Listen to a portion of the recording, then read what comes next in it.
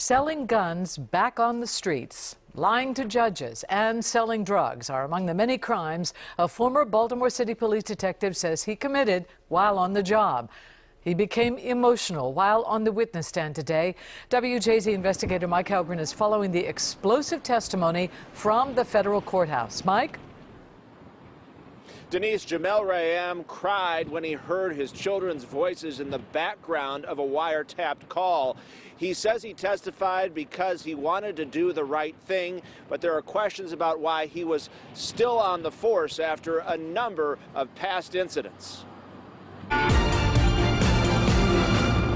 Former Detective Jamel Rayam admitted to selling guns and drugs and committing armed robberies while on the job for the Baltimore City Police Department. His tenure includes 3 police-involved shootings in 20 months. He lied to Internal Affairs about a theft with a drug-dealing former officer. He was suspended for 2 years, yet returned, and police elevated him to the elite gun trace task force. Rayam wept, describing how the unit chased a car, causing a crash. It was a bad accident, and none of us stopped to render aid and see if anyone was hurt. He even testified fellow detective Mamadou Gondo took a friend to buy a gun used to kill someone.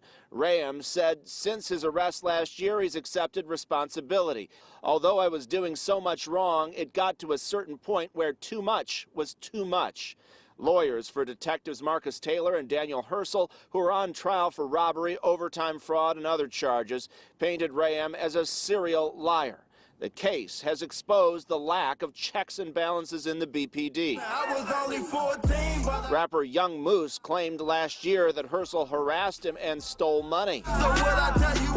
Moose's lawyer told WJZ it was difficult to get Herschel's records. It was like trying to pull teeth out of a tiger. I got very little cooperation from the courts. Was not allowed to get to his internal affairs records despite motions to do so.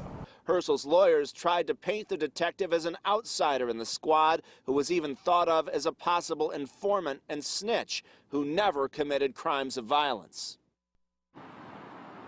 Jurors also heard from Herbert Tate, a man who says Detective Herschel and other officers arrested him without cause, planted drugs on him, and took cash from him. Reporting live at the federal courthouse, Mike Helgren, WJZ. All right, thank you, Mike. One more former gun task force detective is among the prosecution witnesses yet to testify. The government may wrap up its case by the end of the week.